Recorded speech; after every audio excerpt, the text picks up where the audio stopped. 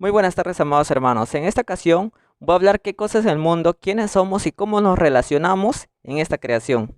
Muy bien, a continuación es separado en 5 puntos. Comenzaremos con la primera, que es la doctrina de la creación. Desde la antigüedad se declara la creación de Dios, como está en el Antiguo Testamento y en el Nuevo Testamento. Y la Iglesia cristiana lo vuelve a confirmar a través de sus credos, himnos y otros objetos litúrgicos.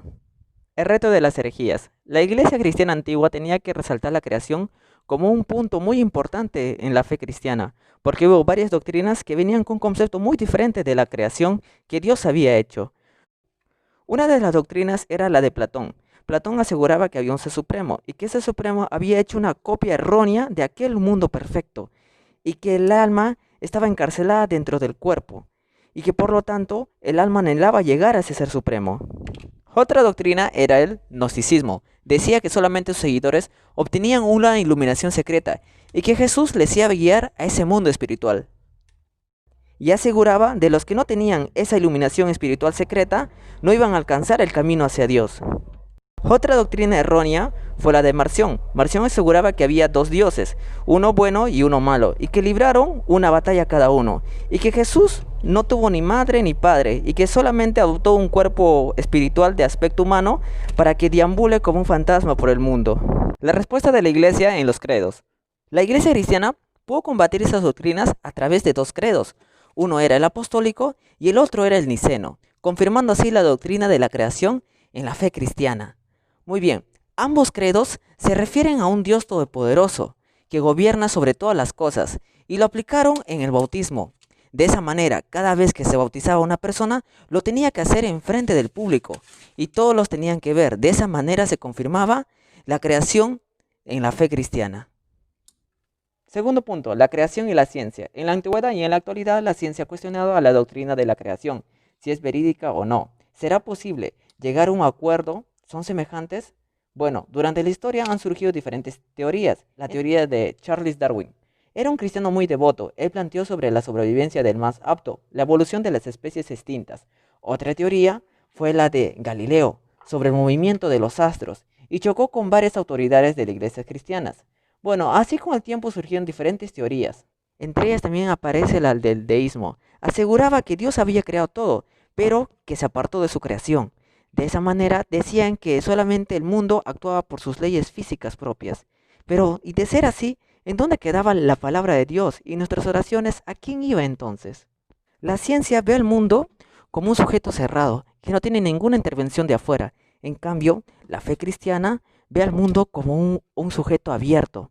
¿Eso qué quiere decir? Que Dios interviene en su creación. De esa manera, Él es el principio y el fin, el alfa y el omega. Hay quien dice por ahí que para conciliar la ciencia con la doctrina de la creación, que el libro de la creación en Génesis habla acerca del origen del mundo y que la ciencia habla del funcionamiento del mundo.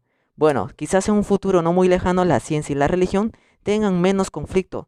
La fe cristiana sí acepta la visión de un mundo en orden y que Dios sostiene todo lo que hay como las leyes físicas, la gravedad, la naturaleza, etc. 3. La criatura humana. Nosotros tenemos el compromiso de velar por la creación que nos rodea, pero primero debemos saber cuál es nuestra función dentro de ella. El ser humano es parte de la creación. Según la Biblia, el primer ser humano fue Adán, que fue creado del polvo y de un soplo de vida de parte de Dios. Y cuando muere, regresa al polvo, al igual que toda la flora y fauna de este mundo. En cuanto a Eva, surgió de Adán como ayuda idónea, no para estar subyugada. Solo los animales están sujetos al hombre. En la actualidad, la mala interpretación de las escrituras ha llevado el abuso contra las mujeres. El ser humano se distingue del resto de la creación porque Dios le dio la potestad y es imagen y semejanza a Él. De esa manera, si esclavizamos o despreciamos a otro ser humano, lo estamos destruyendo a Dios. Tanto el varón como la mujer fueron creados a imagen y semejanza de Dios. Por lo tanto, la dignidad de la mujer es igual al del de varón. Permanencia del error gnóstico. En las escrituras, el soplo de la vida es parte de una esencia divina, la vida, el don de Dios. Antiguamente había contradicciones si el ser humano era dicotomista, o sea que se refiere a dos, cuerpo y alma, o tricomista, cuerpo, alma y espíritu. Lo cierto es que la Biblia no se enfoca en sí en qué estamos hechos, sino para qué hemos sido creados. Una mala interpretación, el hecho que porque el ser humano es creado del polvo ya es pecador, y que lo espiritual solamente busca lo divino. La seminóstica enseña que lo físico no es primordial e importante. Está muy mal decir eso. ¿Por qué? Tanto los oficios como el panadero, albañil, agricultor, pintor, entre otros, son muy importantes para Dios. Como también lo intelectual son muy importantes. Tampoco son superiores que los oficios, ni los oficios son superiores que los intelectuales. Ambos se complementan ante la creación de Dios. Punto 4. El ser humano es pecador. A nuestro alrededor vemos sufrimiento y dolor, ¿verdad? Y básicamente la creación de Dios no parece tan justa. La caída. La Biblia afirma que el mal existe y corrompe toda la buena creación de Dios. La desobediencia trae consecuencias graves, como la mujer sufre dolores de parto y queda sujeta al marido. El varón tiene que trabajar en la tierra maldita por el pecado. Y más adelante se produce un fratricidio, el delito de matar a un hermano, y los males aumentan. El fratricidio podemos ver en Caín y Abel. El alcance y poder del pecado. El alcance del pecado es universal. Pablo lo relaciona a Adán con el pecado. La teología occidental lo conoce como pecado original. El pecado original que lo heredamos de nuestros padres. Existen otras interpretaciones del pecado original, pero lo que debemos saber es que nadie escapa del pecado. En la Biblia habla también acerca de la idolatría, la blasfemia, la injusticia contra el prójimo, la opresión, etc. El pecado busca alterar la creación de Dios, y la Biblia lo menciona como principados y potestades. Punto número 5. Nuestra responsabilidad como criaturas. Estar en este mundo implica relacionarnos con otros seres vivos. Nuestra responsabilidad para el resto de la creación. El ser humano destruye toda la creación de Dios a través de la contaminación.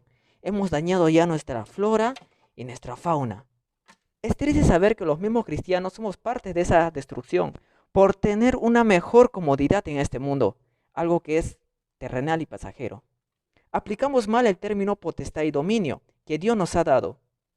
El dominio que le dio Dios al hombre es de amor, y tal manifestación lo podemos ver en Jesucristo cuando murió en la cruz. Debemos ser buenos administradores de Dios, no solo hablar, sino ponerlo en práctica. Nuestra responsabilidad hacia los demás. Recordemos que cada ser humano es imagen y semejanza de Dios. Por lo tanto, debemos mostrar respeto, y no solamente por ser de clase política, social, religioso, por el contrario, sino porque somos hechos hijos de Dios y somos parte de su creación. Cada ser humano tiene una potestad y dominio. Al igual, nadie es mayor ni menor, y por lo tanto no debemos esclavizar a nuestro prójimo y menos humillar. Debemos ser iguales ante los ojos de Dios. La respuesta al pecado es el amor y la obediencia a Dios, y la esperanza es el triunfo de este amor de parte de Dios. Por lo tanto, nosotros como hijos de Dios estamos destinados a llevar el Evangelio a toda criatura y mostrar la verdad de Dios hacia los demás.